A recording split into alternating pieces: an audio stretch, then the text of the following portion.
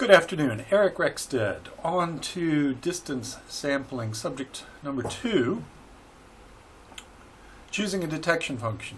As you saw earlier, detection functions are the key to estimating the proportion of animals in the area that we cover, that we detect.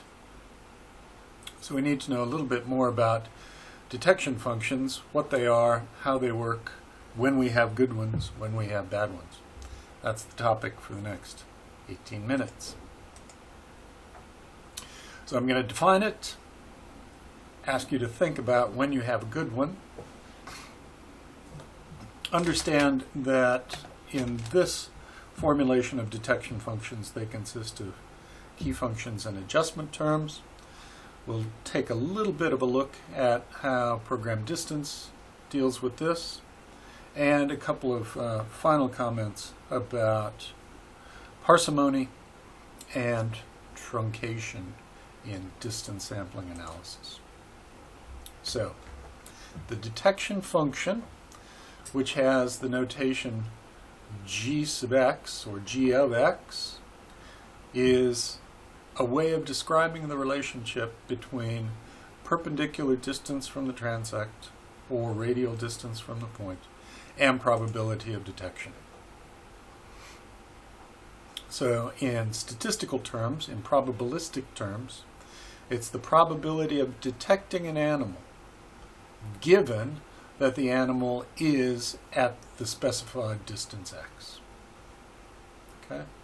So it's a probability, has to be between 0 and 1. And it is also a conditional probability that says, given that we have an animal at a particular distance, what's the probability that our observer sees it? Fundamental to our understanding. So g of x, the detection function. So we return to this diagram that I showed you in the last lecture with the added piece of notation that I've now labeled this y-axis to call it g of x, where g is this detection function, and it is a function of x, our perpendicular distance.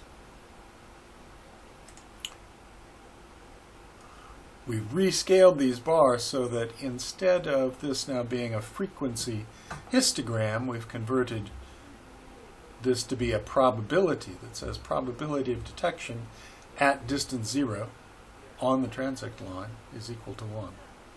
So the shape of these histogram bars remains exactly the same. They're now just all appropriately scaled.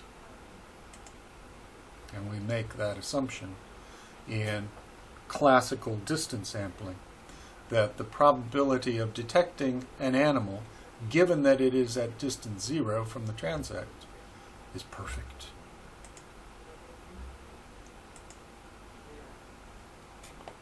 I now introduce the concept of calculating that area under the curve as an integral.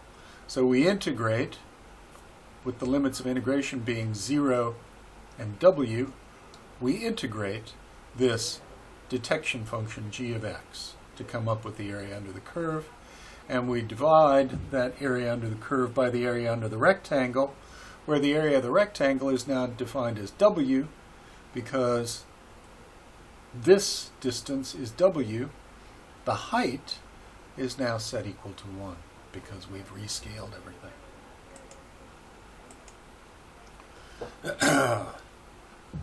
We don't know exactly what g of x looks like for our observers and our animals in our study area. So what we need to do is we need to build a model that tries to predict what that relationship, how is it that detection probability changes as a function of distance from the transect. So we estimate it by fitting a model to our data. The data that we have is our histogram, and we try to fit a smooth curve to approximate how that relationship changes as a function of distance. Because we're modeling, we want to do a good job of modeling, so what makes a good model? In distance sampling, a good model is one that can take on a large variety of shapes because we have lots of different habitats that we want to apply our models to, lots of different animals, lots of different types of survey platforms, boats, airplanes, horseback. So we want a model that can take on lots of shapes. We also want a model that has something called a shape criterion, so that it has a shoulder. We would like detection functions that don't immediately start plunging down to zero. We would like the probability of detecting animals short distances from the transect to remain fairly high before subsequently falling off. And we call that region where detection probability remains high, we call that a shoulder. And mathematically, we want the derivative of our detection function at distance 0 to be 0. In other words, we want it to be horizontal at small distances. We'll also touch upon this idea of pooling robustness in a later lecture. We want distance sampling to work even when there are lots of unrecognized factors that are affecting detectability. And we want, from a statistical point of view, we want an estimator that makes good use of our data. As we add data, the uncertainty about the shape ought to diminish. It's these first two criteria that are fundamental to having a good performing detection function. So what's it? How do we construct these detection functions? We construct detection functions based upon two components.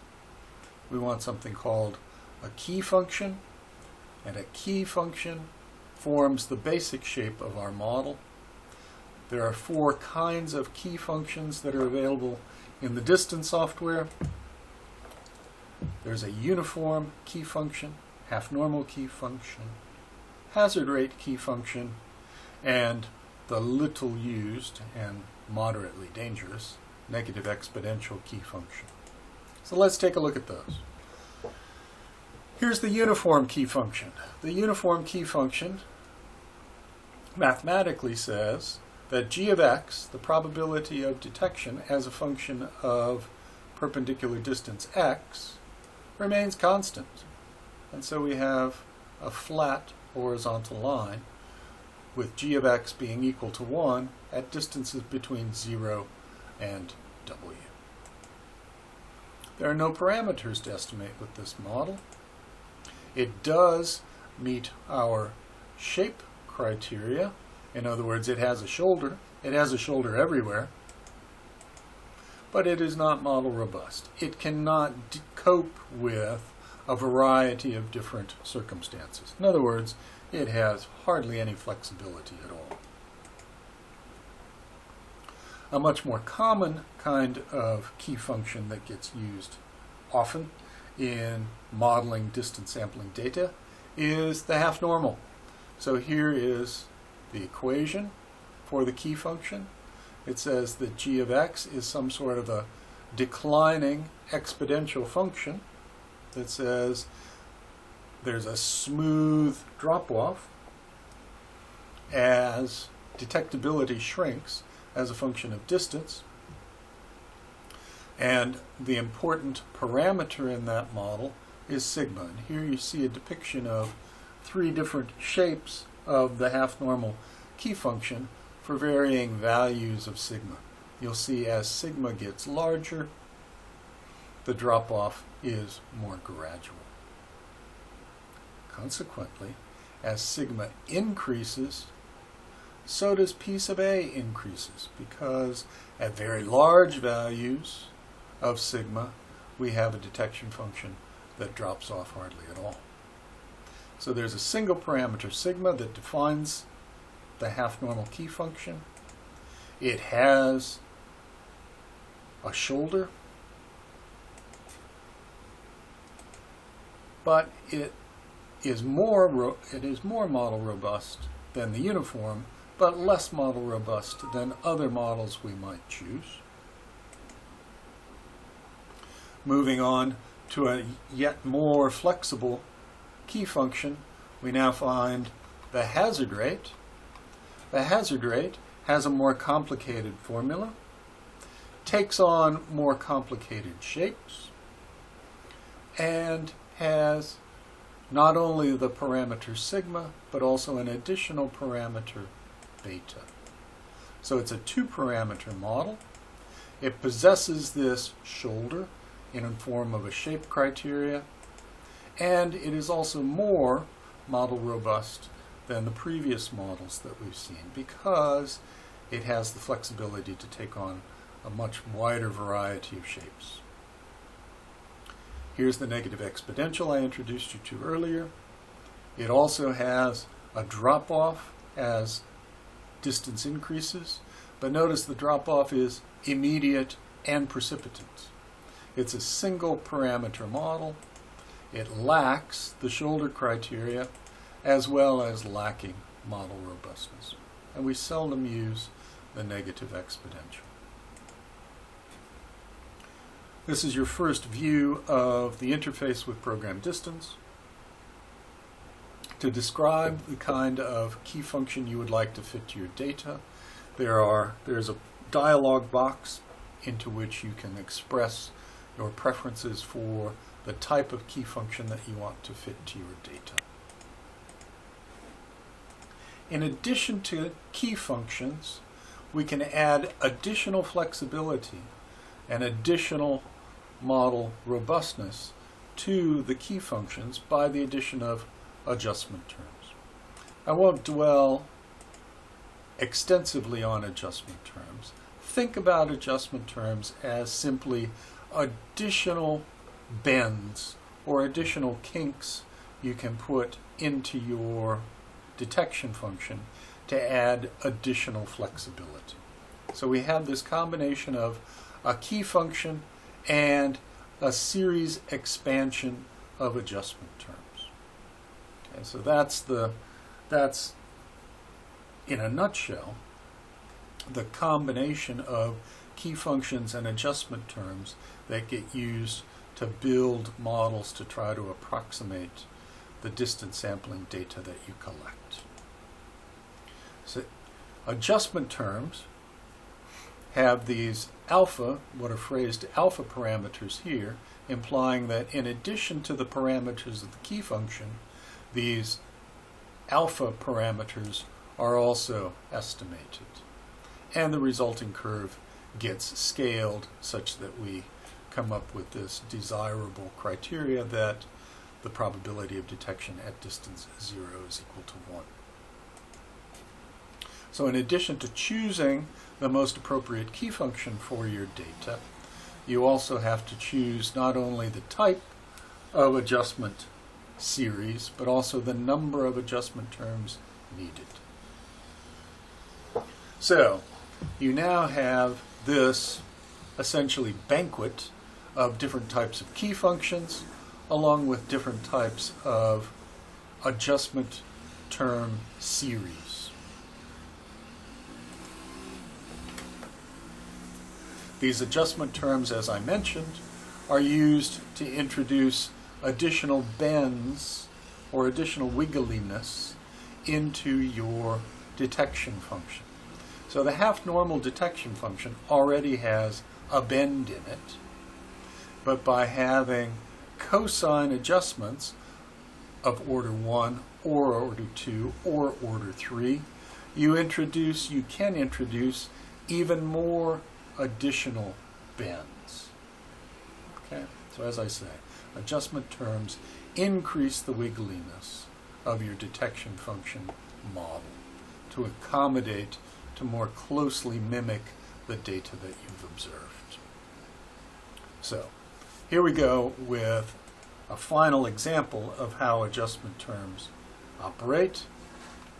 We can change the uniform key function by adding an adjustment term to it, and depending upon that alpha parameter on that single adjustment term, our final detection function can take on any of those shapes.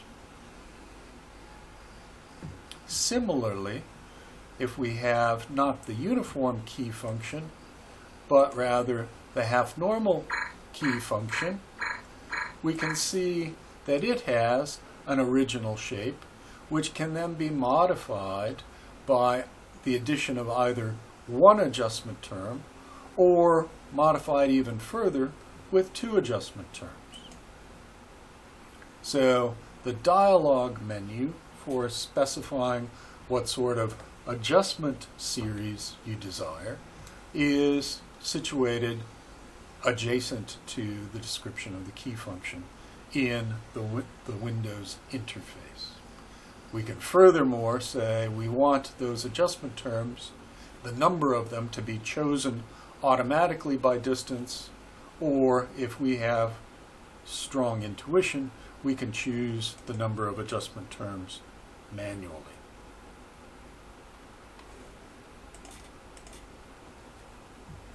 So, what is the consequence of having additional adjustment terms in our detection function? Here's an example. Some fabricated data. Notice the histogram is not the sort of histogram you would hope to collect yourself. You have detectability, detections diminishing with distance, except in these two distance bins. So you have a decrease in detectability followed by an increase followed by a decrease. So the idea is, what can we do to try to fit a model to those data? Well, first attempt is to fit a half-normal key function to those data without an adjustment term. So we have a single parameter that we are trying to estimate, the sigma of the half-normal detection function. The shape of that half-normal detection function without adjustments looks like this. It looks just like a half-normal function should, and notice that it misses that bump, that spike in our observed data. We can try to improve upon the fit of the detection function to the data by adding an adjustment term.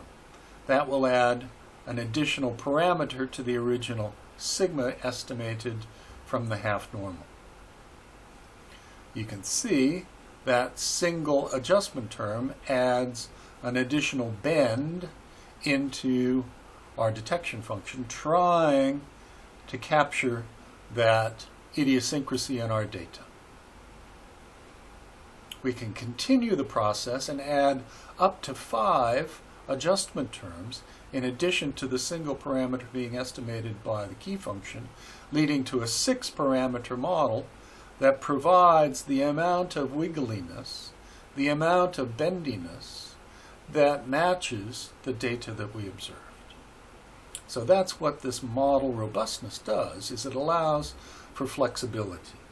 However, there's a cost associated with that flexibility. That cost is splitting our data into smaller and smaller packets to be distributed among this ever-increasing number of parameters to be estimated in our detection function.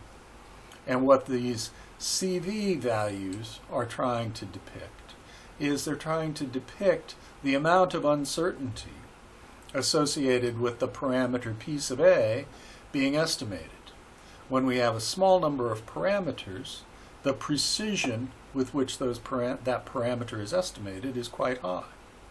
As we increase the number of parameters, our precision in those parameter estimates decreases.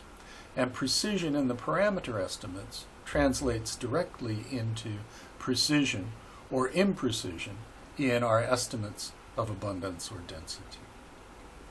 Point of the matter, the other take-home message here is to look at this next to the last row and notice that p sub a was estimated to be 0.65 when we had no adjustment terms. It was estimated to be 0.63 when we had 5 adjustment terms.